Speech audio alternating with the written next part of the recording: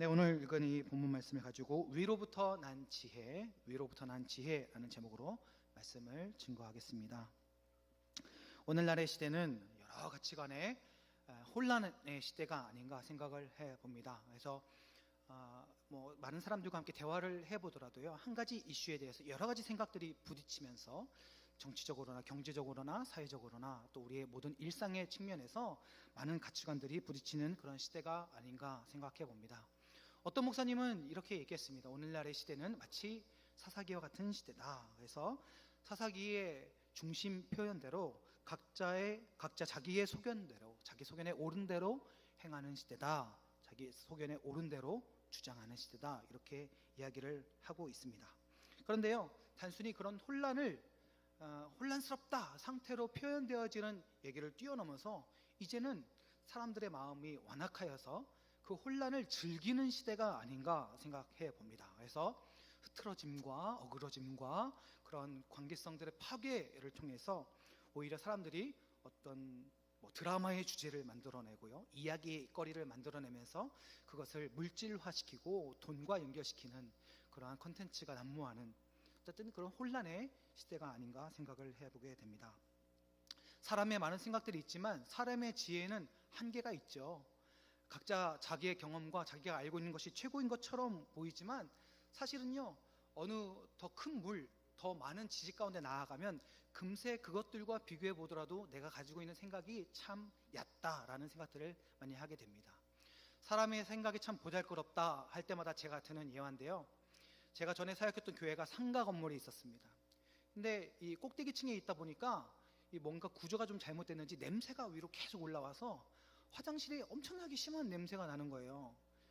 화장실에서 나는 엄청 심한 냄새면 뭐겠습니까? 아유, 냄새가 너무 기억이 나서 제가 발음이 꼬일 정도로, 화장실에서 나는 심한 냄새는 무슨 냄새겠어요? 엉냄새죠. 네.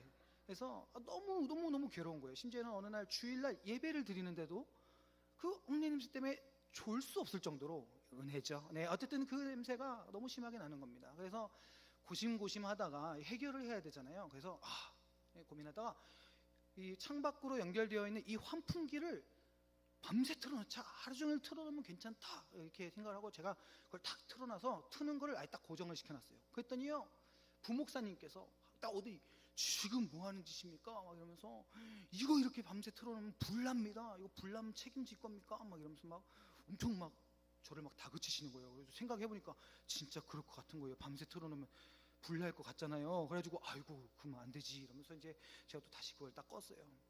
그래서 어쨌든 이렇게 해보고 저렇게 해보고 그 고통 속에서 하여튼 1년이 지났습니다. 근데 그 해 말에 그 목사님께서 사임을 했어요.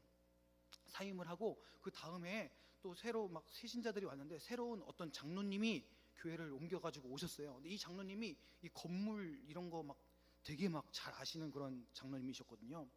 제가 오자마자 이렇게 교회 엉냄새가 이렇게 많이 나 이러면서 막 엄청 막 두둔하시면서 막 얘기를 막 하시는 거예요.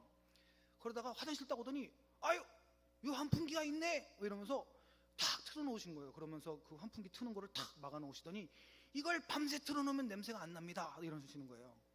그래서 이걸 왜 안 틀어놨냐고 저한테 막 뭐라 그러시는 거예요.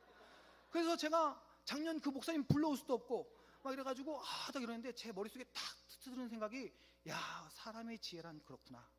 사람의 지혜란 여기 가면 자기가 잘난 줄 알고 저기 가면 자기가 잘난 줄 아는데 이거 더 힘센 사람 나타나면 아무런 소용이 없구나. 예, 제가 그걸 깨달았습니다. 그래서 어떤 게 지혜냐? 힘센 사람이 말하면 그게 지혜다. 이게 세상의 지혜입니다. 사람의 지혜라는 거요, 아무런 쓸모 없습니다.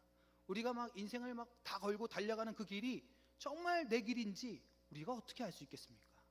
하나님이 인도하시는 길 외에는 우리의 길이 없는 줄 믿습니다. 이 세상의 지혜, 우리가 그걸 주장할 수 있는가? 우리가 우리의 생각을 말할 수 있는가? 여러분, 그럴 때마다 우리는 겸손하여져서 우리의 생각이 아닌 참 지혜를 찾는 그러한 은혜가 우리 가운데 넘쳐나야 할 줄 믿습니다. 오늘 본문에 보니까요, 지혜에 대해서 우리들에게 이야기해주고 있습니다. 무엇이 지혜인가? 근데 먼저 이 지혜를 주장할 때, 참 지혜가 아닌 것일 때 어떠한 마음을 가지고 우리가 지혜를 말하는가? 여러분, 이 오늘 본문의 이 중간에 14절부터 16절까지 이 지혜를 주장하는 마음, 사람된 마음에 대해서 이야기를 하고 있습니다. 14절 보시죠. 그러나 너희 마음속에 독한 시기와 다툼이 있으면 자랑하지 말라. 그러니까 그 지혜를 말하지 말라는 거예요. 진리를 거슬러 거짓말하지 말라. 이러한 지혜는 위로부터 내려온 것이 아니요 땅 위의 것이요 정욕의 것이요 귀신의 것이요 시기와 다툼이 있는 곳에는 혼란과 모든 악한 일이 있습니다. 여러분, 우리가 지혜를 가지고 있다 할지라도요, 우리가 그 지혜를 이거 정말 너무 좋은 지혜고 이 자체가 진리여서 얘기하는 것으로만 우리가 이 지혜를 사용하지 않는다는 거예요. 인간적인 마음으로 어떻게 이 지혜를 사용하느냐? 나를 주장할 때 독한 마음으로, 시기와 질투의 마음으로 우리가 이 지혜를 사용할 수 있다는 것입니다. 맞죠? 공부 열심히 해라. 맞습니다. 지혜요, 진리죠. 그러나 이것을 어떠한 마음으로 주장하고 있는가? 내가 내 자녀가 너무 안 해서 정죄하는 마음으로 주장하고 있는가? 저 사람을 비웃는 마음으로 주장하고 있는가? 난 잘하고 있는데 못하는 사람을 좀 비웃는 마음으로, 깔보는 마음으로 이 지혜를 말하고 있는가? 어떠한 중심으로 이 지혜를 말하고 있는가를 우리가 잘 살펴보아야 한다라는 것입니다. 때로는요, 어떠한 주장을 펼칠 때 우리가 반대를 위한 반대 할 때 많습니다. 그렇죠? 정말 이 상황에서 이게 옳은 것인가 판단하지 않고요, 내가 싫어하는 사람이 뭘 막 주장하면 그냥 그 사람이 싫어서 막 반대의 이야기를 하는 경우들이 많이 있다는 거예요. 우리 사회가 좀 그런 것들이 좀 만연한 것 같습니다. 정치 부분에서도 참 많이 드러난다고 생각을 하는데요. 얼마 전에 이 20대 국회의장으로 뽑힌 정세균 국회의장이 20대 국회 개회사를 했습니다. 그래서 막 이야기를 하는데, 이 정세균 국회의장은 새누리당 소속입니다. 그렇죠? 그래서 막 주장을 얘기하는데, 오늘날 이슈가 되어진 두 가지 문제에 대해서 건들면서 우리가 민심을 잘 파악해야 된다 이야기를 했어요. 그 두 가지 주제가 무엇이었냐면 우병우 민정수석에 대한 이야기였고, 그리고 사드 배치에 관한 문제였습니다. 이것이 옳다 그르다의 문제가 아니라 민정수석의 부분에 대해서는 의혹에 대한 부분에 있어서 나라를 이끄는 중요한 위치에 있는 사람이 개인적인 어떤 의혹이 불거져 있다면 이건 참 자격에 문제가 있다, 소통해야 된다라는 얘기와, 사드 배치에 대한 문제는 그 자체를 반대하는 것이 아니라 이것을 이루어갈 때 국민과 소통하고 정치적인 소통이 있어야 된다는 그런 아주 노멀한 그런 주장을 펼쳤습니다. 근데 이제 새누리당 그 안에서는 당신은 지금 무슨 소리 하는 거냐 막 얘기를 하는 거예요. 그러니까 이 이야기는 무엇이냐면요, 반대의 이야기가 아닙니다. 지금 문제가 되어지는 부분들에 대해서 짚고 넘어간 것인데, 이 새누리당은 당론이 무엇이냐, 당신 지금 새누리당 소속 아니냐, 당론이 무엇이냐 막 이렇게 얘기를 하는 거예요. 그러니까 이야기를 짚고 논의되어진 것을 파헤치고 어떻게 잘 풀어갈 수 있을까, 문제를 풀어가자라는 이야기를, 너는 지금 무슨 당에 속해 있느냐, 어느 당론을 주장하고 있느냐, 이렇게 팔을 갈라서 이야기를 한다는 것입니다. 그래서 그 부분에 대해서 매우 안타까운 마음이 있었어요. 이 20대 국회 개회사는 상당히 여러 부분에 있어서 민심을 대변하고 아주 잘 쓰여진 아주 명문이라는 평가를 받고 있습니다. 저는 개인적으로 새누리당 소속의 국민의장이 이러한 이슈에 대해서 이야기를 했던 것을 매우 균형 있다라고 생각합니다. 사실 바른 야당에서 국회의장이 돼서 그 얘기를 했다 쳐보십시오. 얼마나 싸움이 일어나겠습니까? 자기 집에서 일어나는 일 균형 있게 얘기하면서 함께 풀어갑시다 하는 이야기, 이 균형의 이야기를 그렇게 당파 싸움으로 몰아간다면 참 안타까운 일이 아닌가 생각합니다. 뿐만 아니라 사회 각층에서도 우리가 너는 누구 편이냐 이것으로 진리를 가르는 경우들이 참 많습니다. 그렇지 않습니까? 한국 교회 안에서 교회마다 일어나는 많은 문제들 중에 관계의 문제들이 있는데, 그것이 사실은 파벌 싸움인 경우들이 참 많습니다.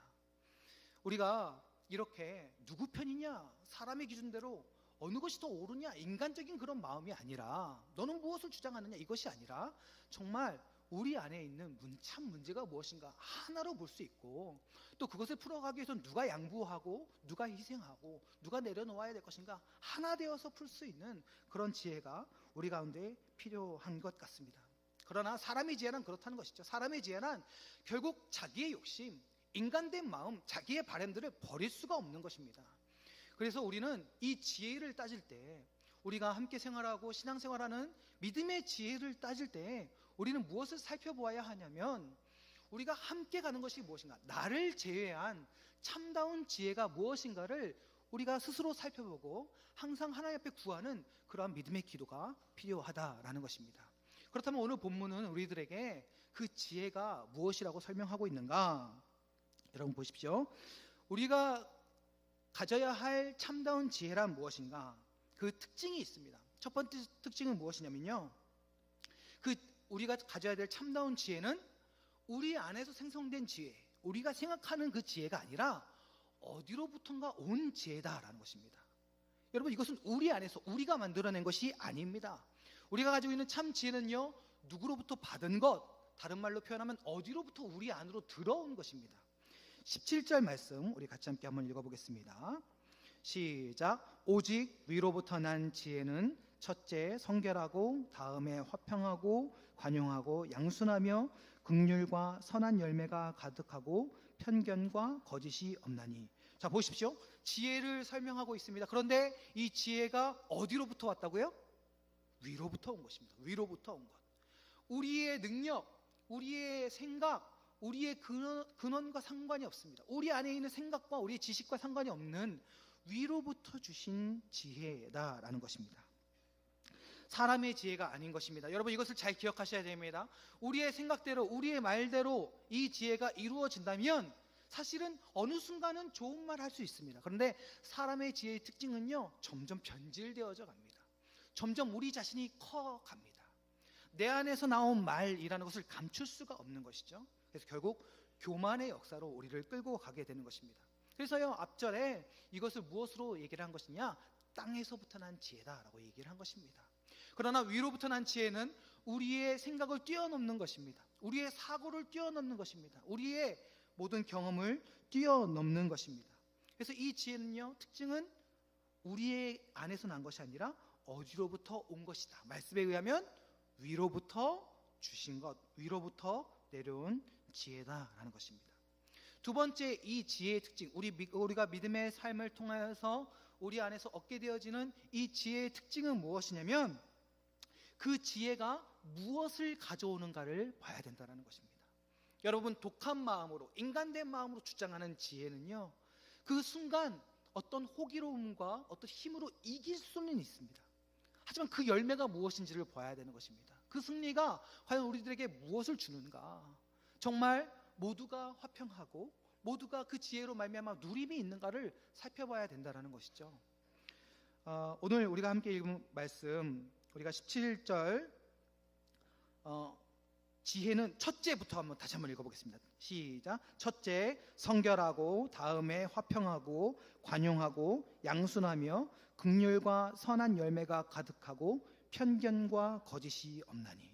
여러분, 나의 독한 마음으로 나의 주장을 펼치는 것이 아니라 모두가 함께 누리며 기뻐할 수 있는, 모두가 함께 정말 즐거워할 수 있는 그런 지혜라면, 여러분, 어디서 그렇게 독한 것들, 안 좋은 결과들이 있을 수 있겠습니까? 여러분, 여기서 지금 말하는 이 지혜의 결과들을 한번 보십시오. 성결하고, 화평, 관용, 양순, 긍휼, 선한 열매, 편견과 거짓이 없다. 여러분, 어디선가 좀 들어본 단어들이 좀 많이 있지 않습니까? 어디서 뭔가 좀 들어보셨죠? 정말 들어보셨을 법한데요. 정말 성경을 한 번이라도 읽어보셨다면 어디선가?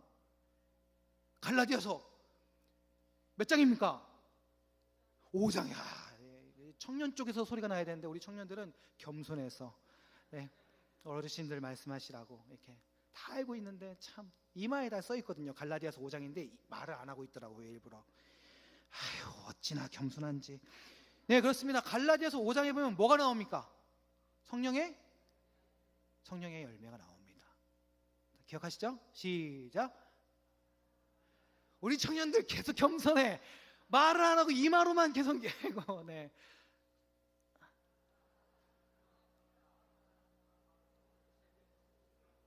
우리 이정서 제일 겸손해요. 그냥 입술을 꽉 다물고 있어요. 네. 저는 악글자로 외웠습니다. 사희와 오자양 충원절 이렇게 외웠거든요. 네. 저랑 담임 목사님이랑 팁을 많이 알려드리죠. 이렇게 외우시면 금방 외울 수 있습니다. 사랑, 희락, 화평, 오래 참음, 자비, 양선, 충성, 온유, 절제. 그렇습니다. 이 열매들이, 이 성령의 열매들이 이 지혜의 열매들이다라는 것입니다. 여러분, 그렇다면 이 위로부터 오는 지혜는 누가 주시는지 알겠죠? 누가 주시는 겁니까? 성령께서 주시는 것입니다. 성령께서 우리 안에 계실 때, 성령께서 우리 안에 충만할 때 우리는 지혜의 성도가 되는 줄 믿습니다. 위로부터 온 지혜는 성령께서 주시는 은혜입니다.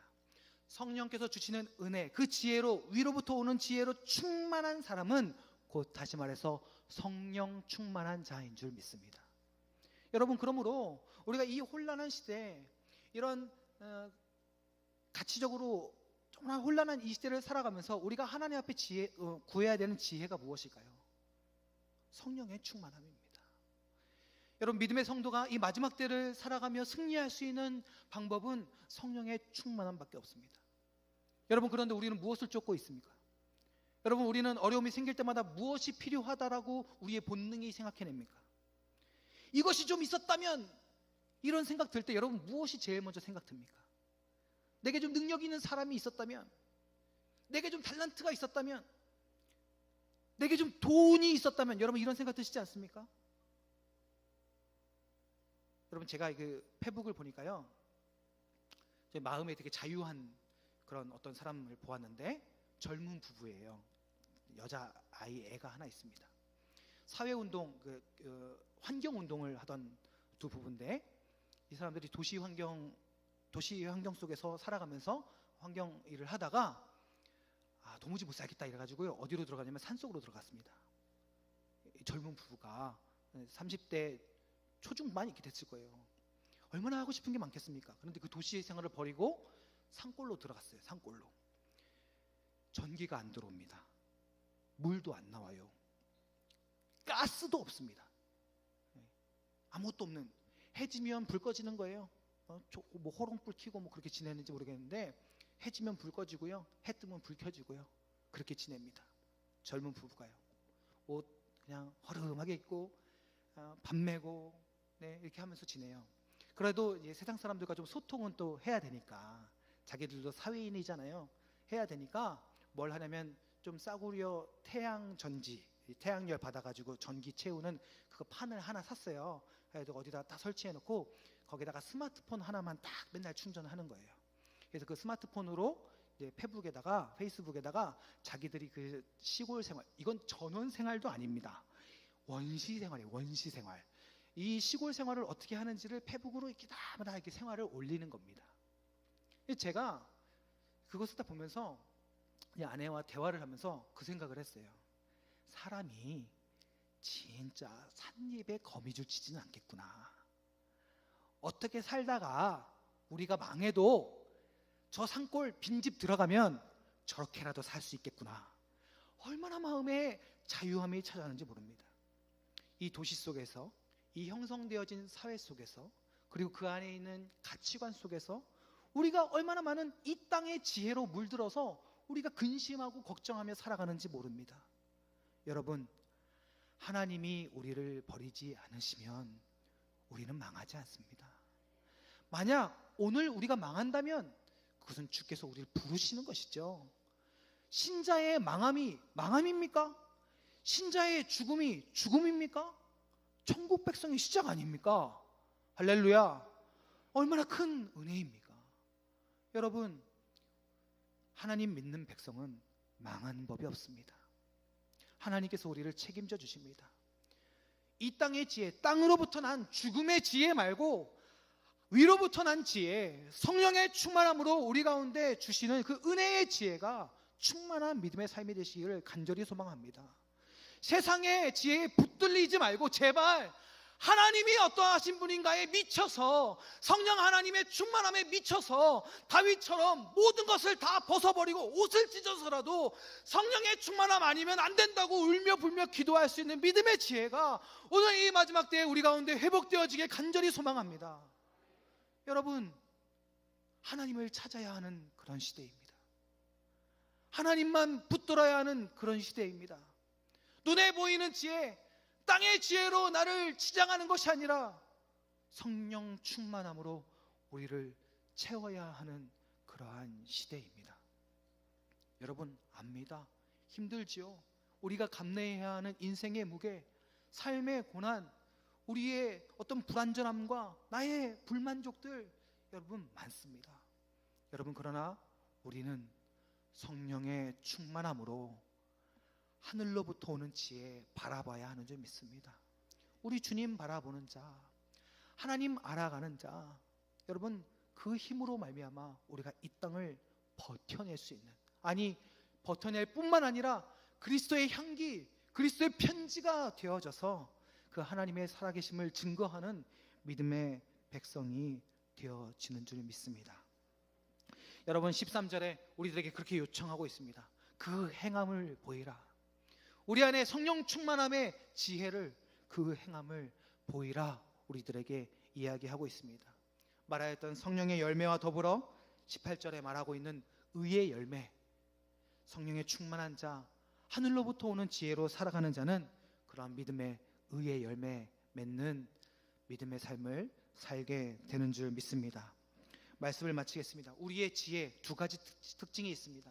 우리의 지혜는, 참 지혜는 어디로부턴가 옵니다. 어디서요? 하늘로부터, 위로부터 오는 것입니다. 두 번째, 우리의 지혜의 특징은 열매를 맺습니다. 어떤 열매를 맺습니까? 성령의 열매, 화평의 열매, 의의 열매 맺게 되어지는 줄 믿습니다. 여러분, 그래서 이러한 모든 것을 두 글자로 취각할 수 있는 키워드가 있습니다. 여러분 이것만 기억하시면 됩니다. 얼마나 쉽습니까? 이렇게 길게 얘기하고 이 단어만 두 글자만 기억하면 되니까 참 쉽죠? 이 지혜는 예수입니다. 할렐루야. 하나님께서 우리 가운데 보내주셔서 그러한 참 하나님의 하나님 되심, 그 사랑을 가르쳐 주시고 이제는 우리에게 생명 주셔서 우리 안에 성령 보내주셔서 그 가운데 그 성령의 열매 맺을 수 있는 성도의 은혜, 부르심을 우리 가운데 허락하신 그 살아있는 참 지혜이신 예수 그리스도, 그 하나님 붙들고 살아갈 때 이 마지막 때에 믿음의 성도의 삶 회복하며 주께 드리며 살아가게 되는 줄 믿습니다. 예수 증거하는 믿음의 삶, 성령 충만의 삶, 성령의 열매 맺는 믿음의 삶 되시기를 주님의 이름으로 간절히 축원합니다.